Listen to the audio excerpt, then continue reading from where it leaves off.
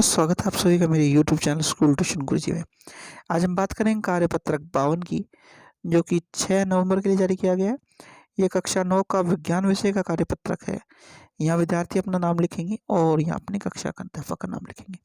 हमारा पाठ चल रहा है आपकी पाठ्य पुस्तक यानी कि विज्ञान की पाठ्य पुस्तक का पाठ 6 उत्तक, और आज हम पढ़ेंगे संयोजी उत्तक के बारे में। तो संयोजी उत्तक अपने आप में एक अलग तरह का उत्तक है, जो कि कुछ अलग तरह के कार्य करता है। जैसे कि उदाहरण के तौर पर रक्त को हम समझ सकते हैं। तो आइए जरा देखते हैं, जानते हैं, समझते हैं इस उत्तक के बारे में, जो कि नाम है जिसका संयोजी उत्तक। बच्चों,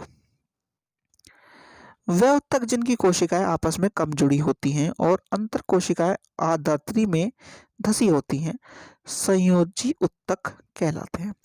रक्त भी एक प्रकार का संयोजी उत्तक है। संयोजी उत्तक के 2 भाग होते हैं, कोशिका और अंतर कोशिका को। ये आधात्री आधात्री कभी जेली की तरह तो कभी तरल, सघन व कठोर हो सकता है। ठीक है बच्चों। तो बच्चों, ये क्या कह रहा है? ये कह रहा है कि कोशिका आपस में जुड़ी होती हैं, और जो संयोजी उत्तक होता है उसकी कोशिका पहली चीज तो आपस में जुड़ी होती है, और दूसरी चीज क्या है? अंतर कोशिका आधात्री इनमें धसी होती हैं, यानी कि इसके अंदर ही पड़ी होती हैं एक तरह से। ऐसे उत्तक को संयोजी उत्तक कहा जाता है, और इसका एक उदाहरण है रक्त। संयोजी उत्तक का उदाहरण है। इसी वजह से संयोजी उत्तक के 2 भाग होते हैं, एक कोशिका और दूसरा अंतर कोशिकीय आधात्री। यानी कि एक तो कोशिका हो गया, उसका दूसरा भाग होगा अंतर कोशिका आधात्री, जिसके अंदर वो रहती है। अंतर कोशिका आधात्री कैसी हो सकती है? वो जेली जैसी हो सकती है, तरल हो सकती है, सघन हो सकती है, कठोर भी हो सकती है। तो हमने ध्यान दिया है कि कैसी हो सकती है? वो रक्त में तरल के तौर पे हुई हो सकती है बच्चों, एक तरीके से। आगे क्या कहता है बच्चों? आगे देखते हैं।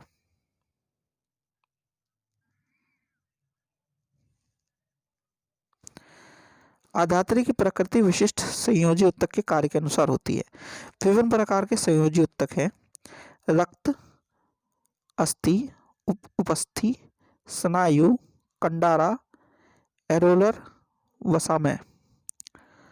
तो बच्चों, ये हो गए किसके? संयोजी उत्तक के विभिन्न प्रकार। सबसे पहले पढ़ते हैं रक्त के बारे में। तो रक्त क्या है? इसके तरल आधात्री भाग को प्लाज्मा कहते हैं, जिसमें 3 प्रकार की कोशिकाएं आरबीसी, डब्ल्यूबीसी, प्लेटलेट स्वतंत्र रूप से निलंबित रहती हैं। यह शरीर में विभिन्न पदार्थों जैसे O2, CO2, हार्मोन, अपशिष्ट, पचा भोजन आदि का एक भाग से दूसरे भाग में संवहन करता है।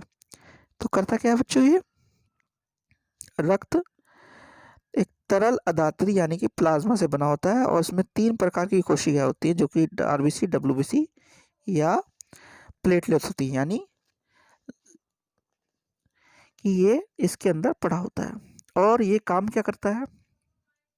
ये शरीर में गैसों के ऑक्सीजन का आदान प्रदान करना, हार्मोन या अपशिष्ट पचे भोजन को एक भाग से दूसरे भाग में संवहन करना, यानी इस काम को ये कार्य को करता है बच्चों।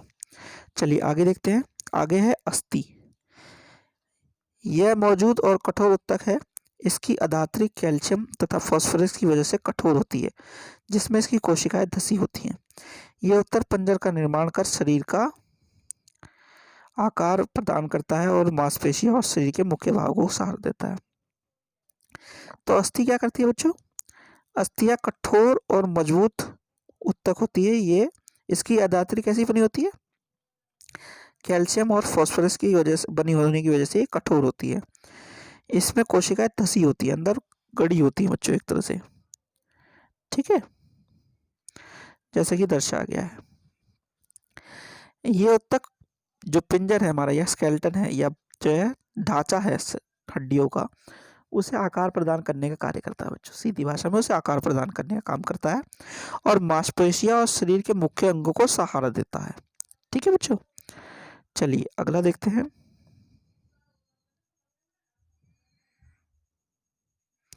अगला है उपस्थि। इसकी ठोस धात्री प्रोटीन और शर्करा से बनी होती है, जिसकी वजह से ये मजबूत और लचीला उत्तक है। इसकी कोशिकाओं के बीच पर्याप्त स्थान होता है। ये नाक, कान, कंठ और श्वास नली में भी उपस्थित होता है। ये अस्थियों के जोड़ों का चिकना बना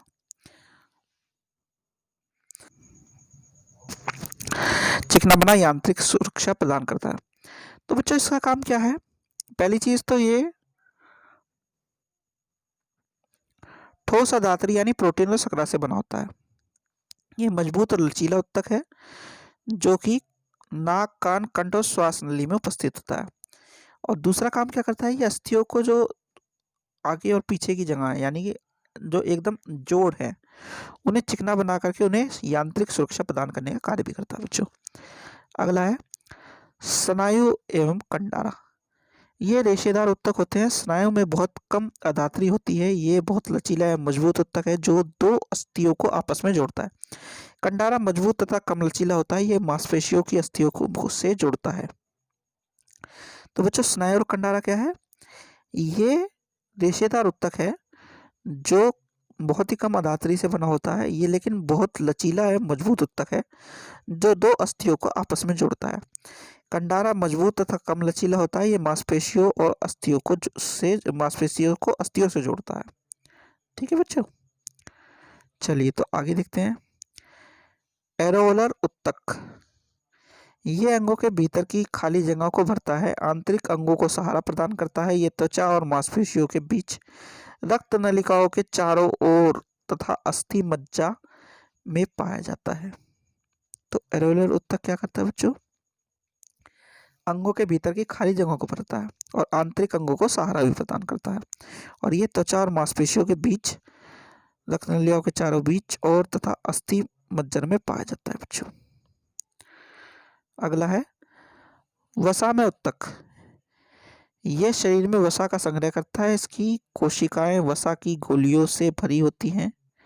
यह त्वचा के नीचे आंतरिक अंगों में पीछ पाया जाता है जो ऊष्मीय कुचालन का कार्य करता है। तो बच्चों ये क्या काम करता है? वसा में उत्तक वसा को संग्रहित कर लेता है गोलियों के रूप में और त्वचा के नीचे आंतरिक अंगों के बीच में पाया जाता है, और ये ऊष्मा के कुचालक के रूप में कार्य करता है। तो चलो बच्चों, ये तो बात हुई वर्कशीट की, अब जरा क्वेश्चन आंसर देख लेते हैं। पहला है संयोजी उत्तक क्या होते हैं, उदाहरण सहित समझाइए। तो संयोजी उत्तक क्या होते हैं बच्चों?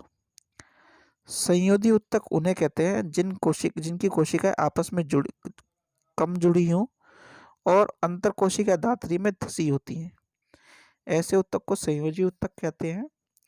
ये दो भागों में विभाजित होते हैं, कोशिका और अंतर कोशिका, और इनका उदाहरण है रक्त। ठीक है बच्चों, अगला क्वेश्चन है